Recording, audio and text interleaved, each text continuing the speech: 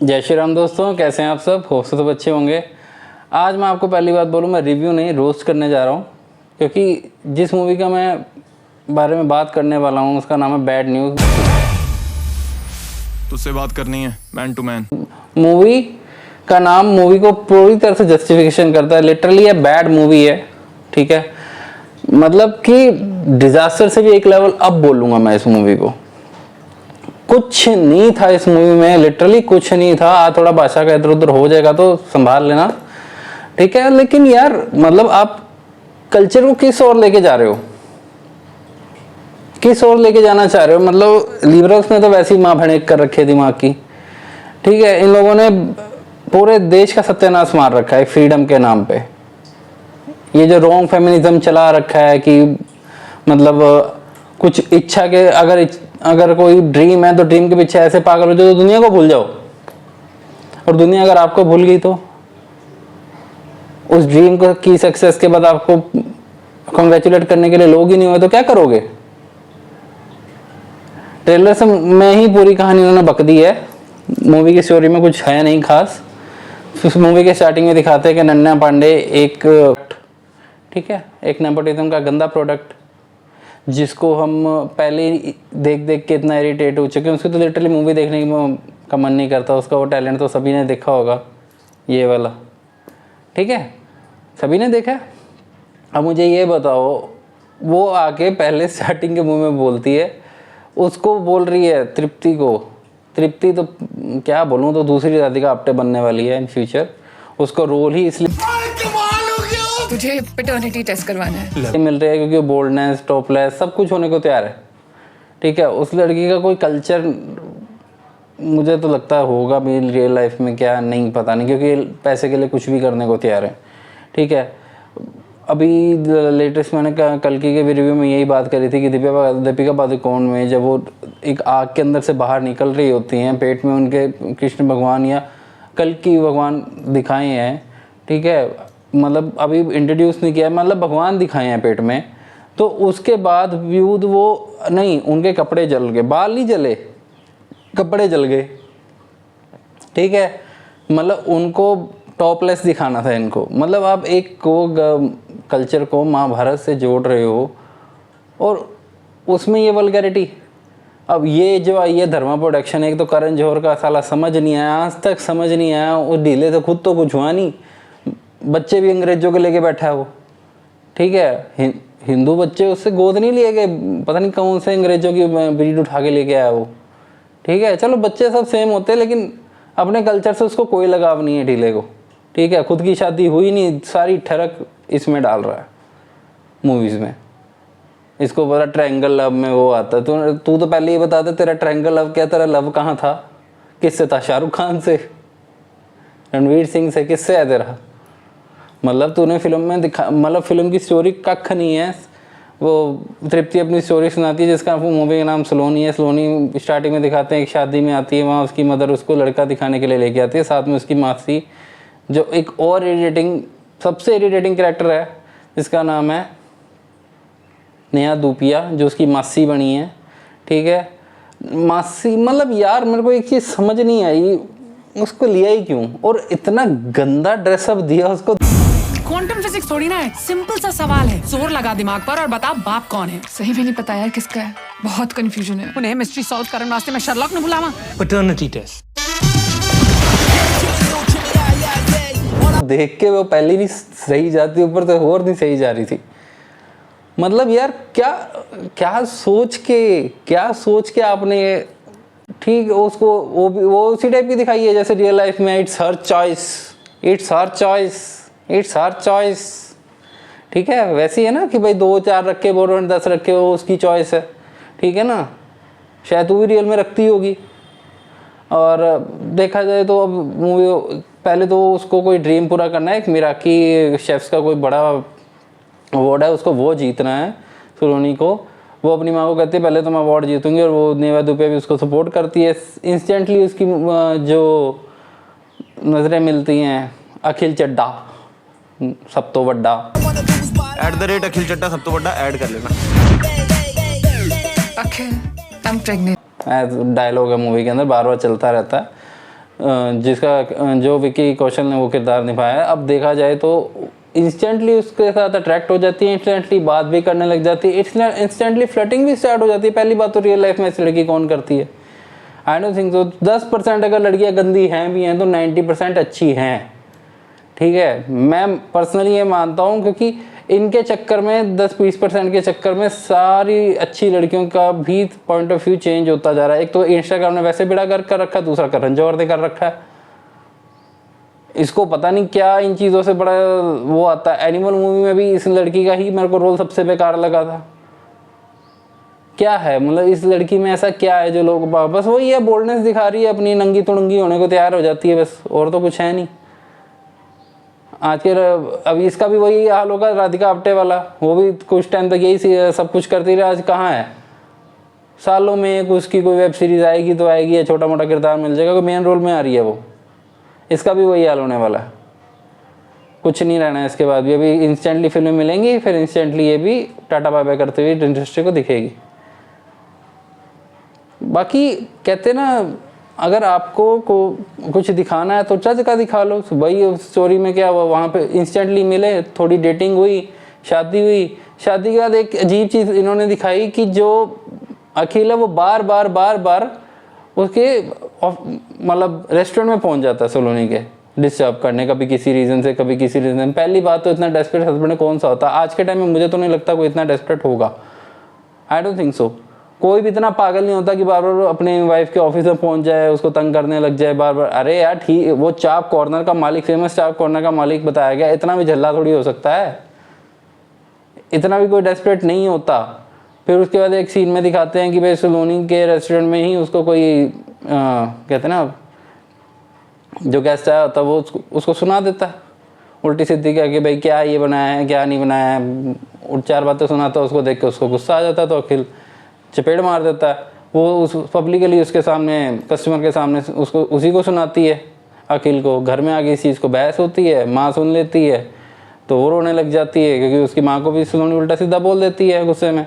चलो एक चीज़ side line लेके चले, हालांकि ये चीज़ मुझे वैसे भी पसंद नहीं है, ठीक है। उसके बाद क्या होता है, सलोनी आती है, इंस्टेंटली बोलती है मेरा और तेरा मैच नहीं हो पा रहा, मतलब हनीमून हो गया, सब कुछ हो गया, अब मैच नहीं हो पा रहा। मतलब थिंकिंग क्या थी, फिजिकल सेटिस्फेक्शन करनी थी, कर ली। अंडरस्टैंडिंग तो बनानी नहीं, शादी का मतलब तो पता ही नहीं, सिर्फ dream dream dream dream dream की पूछड़ी पकड़ कर रिवर्स को लगे रहना, वही और लड़कियों के दिमाग में डालना। और लड़कियों को एक चीज़ ये बार बार दिखा रहे हैं मूवी में कि लड़कियां जो है सेक्सुअल सेटिस्फेक्शन के लिए पागल है।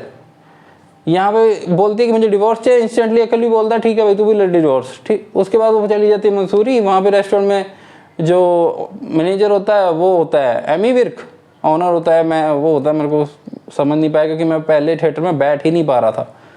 मैं लिटरली इंटरवल में उठने वाला था, बट कहते कि भाई, मैंने कहा यार चल रिव्यू तो करना, पूरी देखते हैं क्या कचरा है।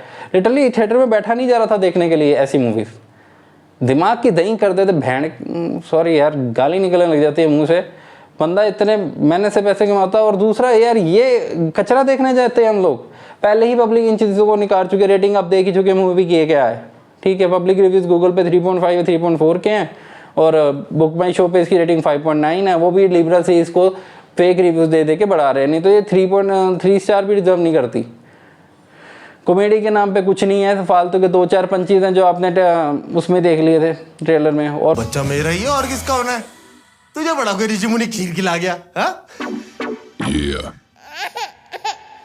खिला गया क्या? तो कुछ नहीं है, क्या था। उसके बाद वहाँ पे दिखाते हैं कि एक डेस्परेट लड़का जो सलोनी को पसंद करता, वो कॉल करता है उसको वीडियो कॉल। वहाँ पे एमी विर्क और जब एमी विर्क और सलोनी डांस कर रहे होते हैं फंक्शन में, तो वहाँ पे उसको कॉल करके दिखाता कि ये देखो ये लड़की के साथ सीड्यूस डांस कर रहा है।